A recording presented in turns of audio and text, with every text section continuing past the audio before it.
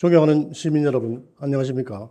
풍기읍 봉연면 안정면 지역구 무소속 전풍림 의원입니다. 제9대 영주시의회 후반기를 시작하는 본 회의에서 5분 자유 발언을 할 수 있도록 기회를 주신 의장님과 동료 의원 여러분께 감사의 말씀을 드립니다. 본격적인 무더위와 장마가 이어지고 있는데 시민 여러분 모두 피해 없이 무더위 잘 이겨내시고 남은 후반기에도 건강하게 보내시기를 소망합니다.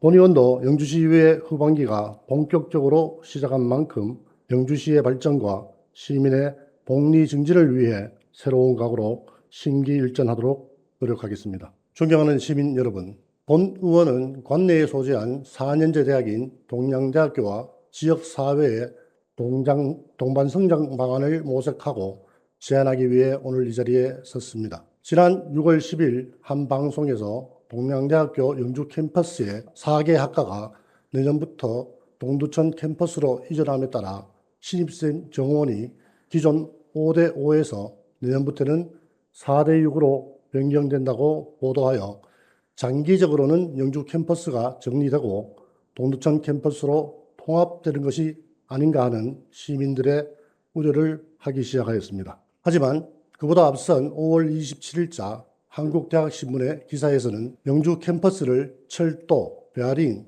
환호 분야에, 동두천 캠퍼스는 문화 콘텐츠, 공직 인력 양성 분야에 특성화시킨다고 동양대학교를 소개하면서 2022년도 캠퍼스별 주요 학과 구성과 신입생 모집 정원을 자세하게 다루었습니다. 이 기사에서는 학과 이전에 관한 내용을 직접 다루지는 않았지만 기사를 면밀히 분석하면 영주 캠퍼스의 4개 학과가 2025년도에는 동두천으로 이전하게 된다는 사실을 간파할 수 있었을 것입니다. 또한 화면에서 보시는 바와 같이 2024년도 정시 모집 요강과 최근 6월 1일 개정된 동양대학교 확칭 내용을 비교하면 영주 캠퍼스의 학과는 14개에서 11개로 감소하는 반면 동두천 캠퍼스는 9개에서 16개로 증가하고 총 1,010명의 입학 정원 구성비가 5.3대 4.7에서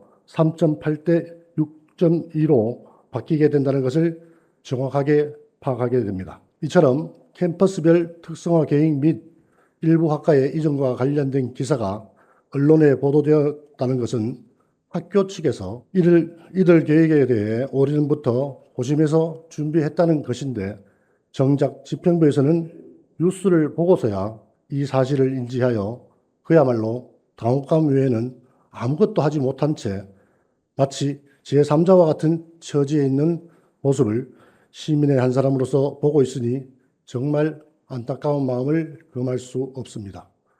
또한 2022년도 말에는 동료 의원님들과 공동 발의하여 영주시 지역사회와 대학의 상생 발전을 위한 협력 조례를 제정 시행하고 있음에도 불구하고 이런 사태가 발생했다는 것은 집행부에서 평소에도 대학들과 진솔한 소통과 협력을 위한 노력을 하지 않았을 뿐만 아니라 시의 조례도 제대로 이행하지 않은 결과라고 밖에 볼 수 없을 것입니다. 존경하는 시민 여러분, 지금부터 동양대학교가 처한 대내외 여건 변화를 잠시 살펴보도록 하겠습니다.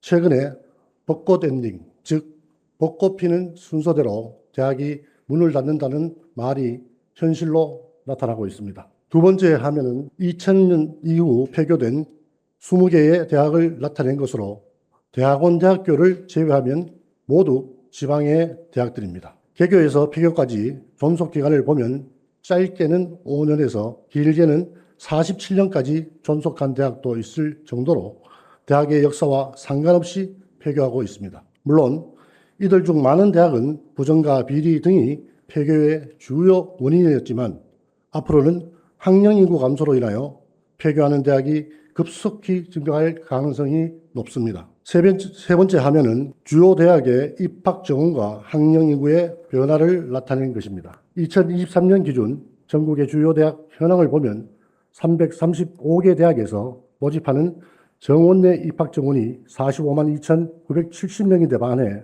학령 인구는 2023년에 43만 5,025명으로 2010년 72만 5,597명 대비 무려 40%나 감소해서 대학에 들어갈 인구보다 대학에서 모집하는 신입생 정원이 많은 상황입니다. 문제는 앞으로의 상황이 더 심각하다는 것입니다. 통계청의 장래 인구 추계에 따르면 학령 인구가 앞으로 10년까지는 40만 명 선을 유지하지만 그 이후부터는 급속히 감소하여 2040년이 되면 25만 명 선에 그치게 됩니다. 그리고 전 세계에서 가장 낮은 학계 출산율까지 고려한다면 특단의 조치가 없는 이상 대학에 들어갈 학생이 절대 부족하게 되어 경쟁력이 없는 지방대학들의 규모 축소와 통폐합 그리고 폐교는 정해진 수순이라 해도 과언이 아닐 것입니다. 이러한 대외 여건 속에 동양대학교의 현재 실태에 대해서도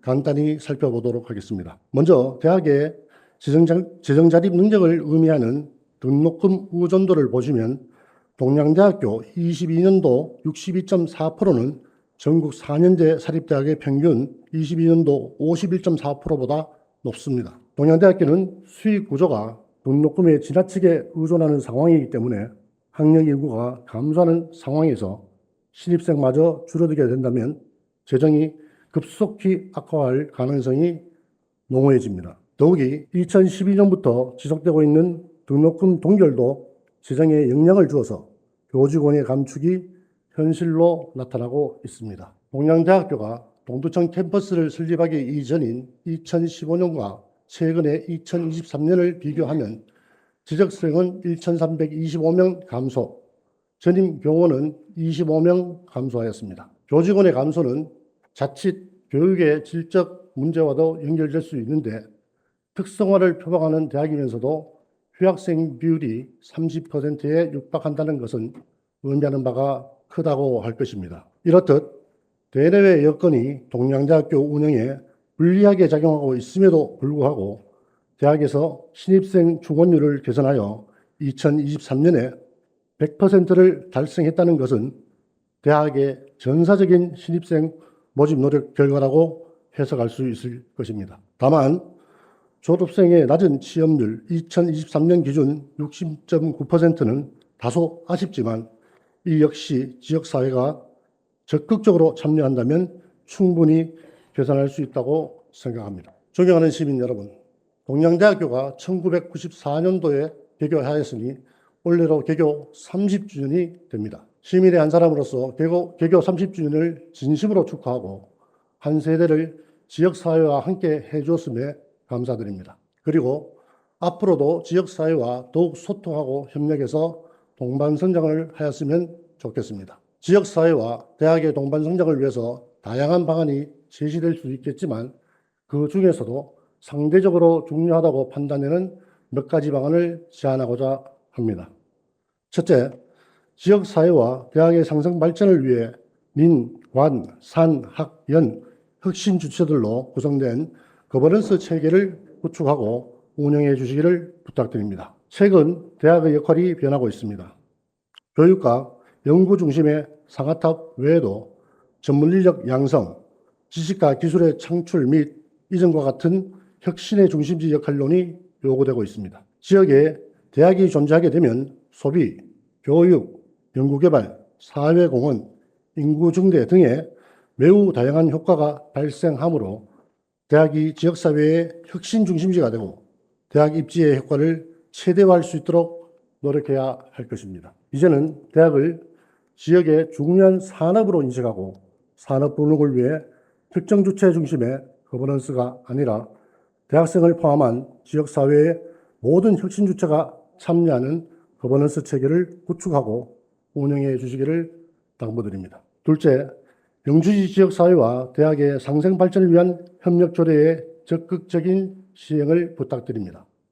조례에는 지역사회와 대학의 상생 발전에 필요한 다양한 분야의 협력 사업을 제3조에 구체적으로 제시하고 있으므로 관내 대학들과 적극 소통하고 협력해서 내실 있는 사업을 발굴하고 추천해 주시기를 당부드립니다. 셋째, 정부의 교육정책 동향을 면밀히 검토하고 적극 참여해 주시기를 부탁드립니다. 윤석열 정부에서는 이제는 지방대학 시대를 교육 분야의 국정과제 중 하나로 제시하고 라이즈 사업과 글로컬 대학 30 프로젝트를 추진하고 있습니다. 2023년에 경상북도가 라이즈 사업 시범지역으로 선정되어 올해 말까지 기본계획을 수립하고 2025년도부터 본격 시행할 예정이므로 세계적으로 준비해서 관내대학이 이 사업에 포함될 수 있도록 노력해 주시기를 당부드립니다. 그리고 글로컬 대학 30의 경우에도 동양대학교가 아직 미지정 상황이지만